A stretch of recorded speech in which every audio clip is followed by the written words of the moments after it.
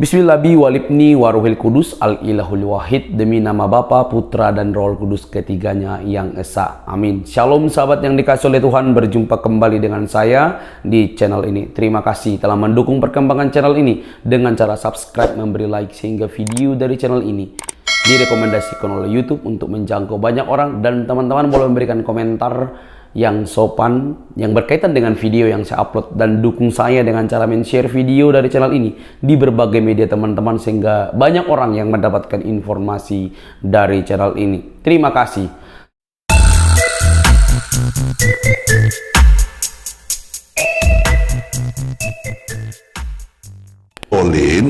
Kelakuan dari orang-orang Nasrani itu, dia punya ilmu, dia tahu, tapi dia nggak mau pakai.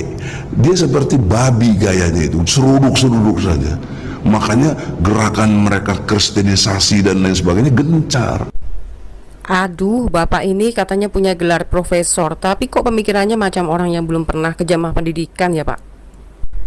Sebagai orang terpelajar, hati-hati pak dalam berbicara di ruang publik. Ini bisa menimbulkan kebencian muslim terhadap kekristenan yang tidak didasari bukti pak Egi.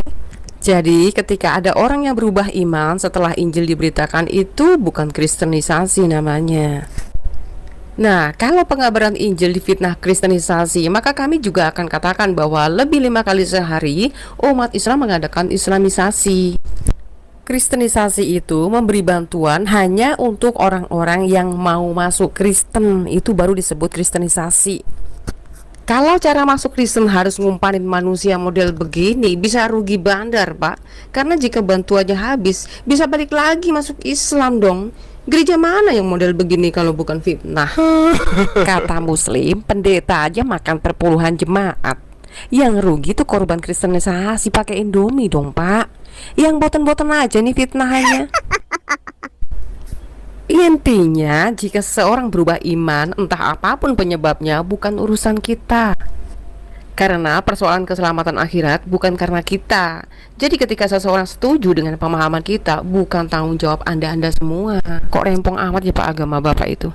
Nih contoh ya, ada orang Kristen yang lagi dalam kesusahan, kemudian ada muslim yang memberi bantuan, kemudian memandang, wah orang Islam itu ternyata baik ya. Kemudian si Kristen tersebut ingin masuk Islam, ya itu terserah dirinya. Jangan sampai kebiasaan diempanin, terus pas ustadznya gak bisa ngasih bantuan bilang gini, saya kecewa ya pada ustadz, dimintain doa aja susah, apalagi dimintain duit. Bapak sih ya, banyakan halu, bikin provokasi kristenisasi melulu. Apa sih maksudnya?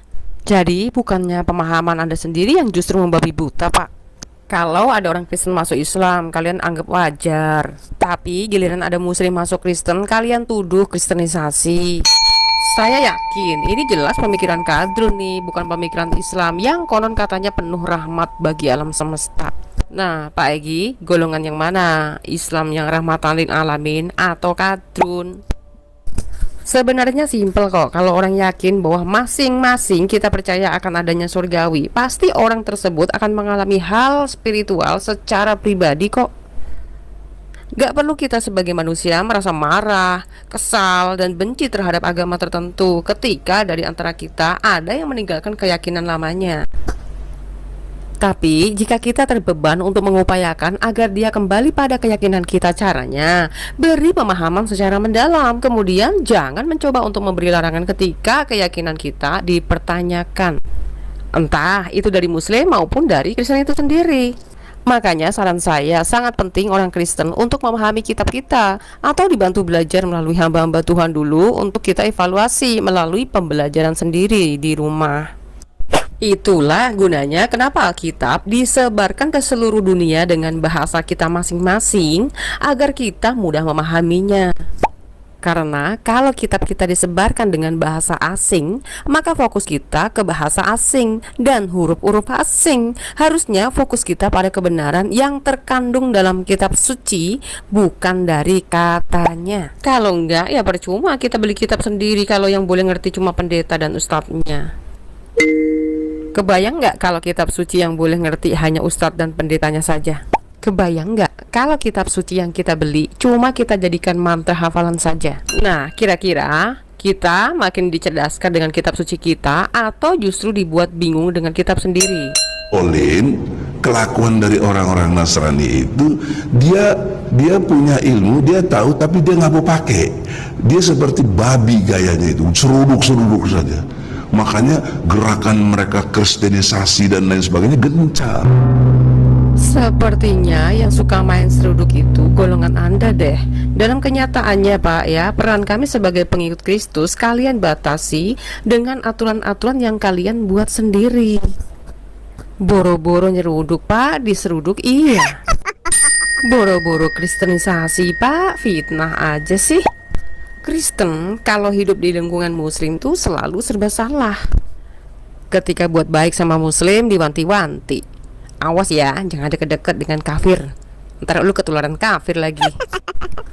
Apalagi kalau Kristen ngasih makanan, ntar bilangnya gini, awas itu makanan biarpun halal, barang yang dipakai buat masak itu bekas masakan najis. Giliran nggak pernah ngasih, ntar dibilang tuh katanya ajaran kasih tapi pelit. Serba salah kan? Makanya Pak Egi, jangan bikin fitnah. Gereja mana sih ngajarin untuk kristenisasi? Kasih alamatnya, dari gereja apa, biar kita kasih teguran keras pada gereja yang melakukan praktek kristenisasi ini. Itu pun kalau benar.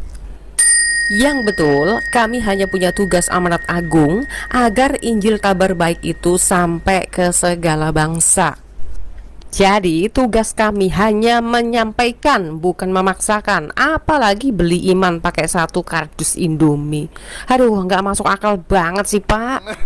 Rajin amat bikin fitnah ya. Rajin pangkal pandai, fitnah pangkal paha. Makanya saran saya, gimana caranya Islam bisa kuat iman dan tidak mudah lemah imannya gara-gara Indomie? 1. Kasih pemahaman Islam sesuai bahasa orang awam Pak, jangan bahasa Londo. 2. Kalau dengar kajian Islam, suruh bawa Qur'annya Pak, jangan malah kayak mau nonton stand up komedi. 3. Tunjukin data mengenai teladan Nabi biar makin mantep Pak iman Islamnya. Semoga dengan begitu iman Islam nggak selembek Indomie rebus, gampang dikristenisasikan.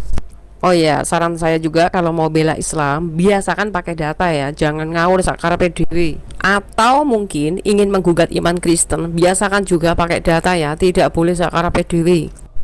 Karena kami juga kalau berbicara selalu memakai data. Bahkan cara kami menunjukkan kesesatan Islam, kami lebih memakai data kitab Anda yang kalian imani sebagai kitab sempurna, tanpa kami kurangi dan kami lebihkan kalimatnya.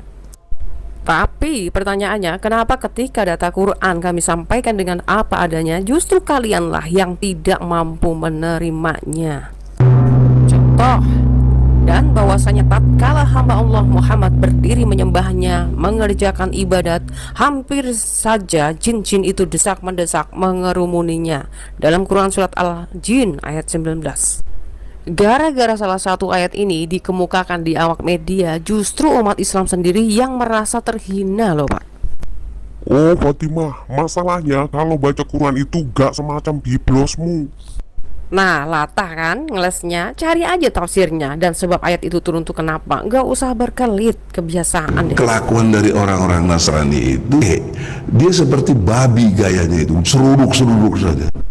Nah, untuk itulah kami umat Kristen semakin paham bagaimana cara Islam berkembang di negeri ini. Makanya, jangan salahkan orang Kristen kalau banyak Muslim yang mulai sadar mengambil keputusan untuk murtad. Lah gimana nggak pada murtad Pak? Kalau isi ceramahnya cuma bikin fitnah kristenisasi melulu, sedang faktanya kan nggak ada Kristen yang berani membujuk Islam untuk masuk Kristen. Mana ada cerita orang cuma dikasih Indomie 1 dus kemudian rela jadi Kristen. Apa enaknya jadi Kristen di Indonesia ini Pak Egi? Coba Pak Egi sekali-kali bertanya pada Kapolri, kira-kira yang dijerat kasus penistaan agama di negeri ini Islam atau Kristen Pak Egi? Kedua, kira-kira yang jadi buronan karena agama itu Kristen atau Islam Pak Egi? Saya yakin Anda punya mata masih bisa buat melihat kenyataan kan? Atau selama ini Anda masih posisi tidur dan masih tahap bermimpi ketika Anda katakan umat Kristen ini seperti babi yang nyeruduk sembarangan? Coba sekali lagi tolong buka matanya ya Pak Egi. Yang biasa suka nyeruduk ketika orang lagi ibadah itu Islam atau Kristen Pak Egi. Dan setiap tahunnya terpaksa harus sedih karena tidak bisa merayakan hari besar, itu Islam atau Kristen Pak Egi. Makanya timbul pertanyaan saya, apa maksud Pak Egi mengemukakan di media bahwa Kristen itu seperti babi yang sembarang nyeruduk dengan cara kristenisasi? Apakah Anda memiliki bukti sampai hari ini mereka menjadi Kristen karena diempani makan tiap hari oleh gereja?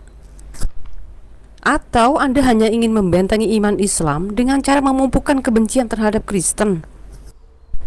Silakan pakai data untuk menjatuhkan kekristenan, tetapi bentengi iman Islam dengan data kitab Anda juga. Bukan bikin narasi kebencian seolah-olah gereja melakukan misi kristenisasi. Dan saran saya, terimalah kenyataan kalau ternyata banyak Islam yang murtad di negeri ini. Jangan menabur fitnah kristenisasi. Buat Pak Egi yang terhormat, saya dulu ketika masih di agama Islam, saya juga berpikiran sama dengan Anda. Saat itu saya juga menganggap bahwa orang Kristen adalah orang jahat dan licik. Kalau boleh saya jujur Pak Egi, tidak ada sedikit pun saya niat ingin menjadi orang Kristen, karena isi kepala saya penuh prasangka buruk seperti isi kepala Anda sekarang ini. Tapi lihatlah, kenapa saya sekarang justru berdiri di layar YouTube ini untuk memberikan kesaksian bahwa apa yang kita tuduhkan terhadap kekristenan tidak terbukti. Dan saya baru menyadari kenapa Tuhan izinkan saya harus lahir secara Islam. Bukan tawaran Indomie yang kita tuduhkan, bukan karena tawaran duniawi. Alasannya karena saya tidak mampu melawan panggilan Tuhan itu sendiri. Karena bukan usahaku untuk memilih Yesus sebagai Tuhanku. Yesus berkata dalam Yohanes 15 ayat 16, "Bukan kamu yang memilih aku, tetapi akulah yang memilih kamu, dan aku telah menetapkan kamu supaya kamu pergi dan menghasilkan buah, dan buahmu itu tetap, supaya apa yang kamu minta kepada Bapa dalam namaku diberikannya kepadamu." Walaupun Anda katakan ini kitab palsu sekalipun, inilah faktanya, bahwa ketika Dia memanggil kita, tidak ada satupun kuasa di bumi ini sanggup mengalahkannya. Itu sebabnya saya sampaikan sekali lagi, tebarkan ajaran Anda sesuai isi data kitabnya dan jangan buat fitnah. Salam waras.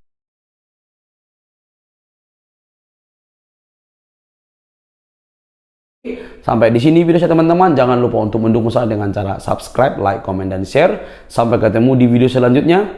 Bye-bye.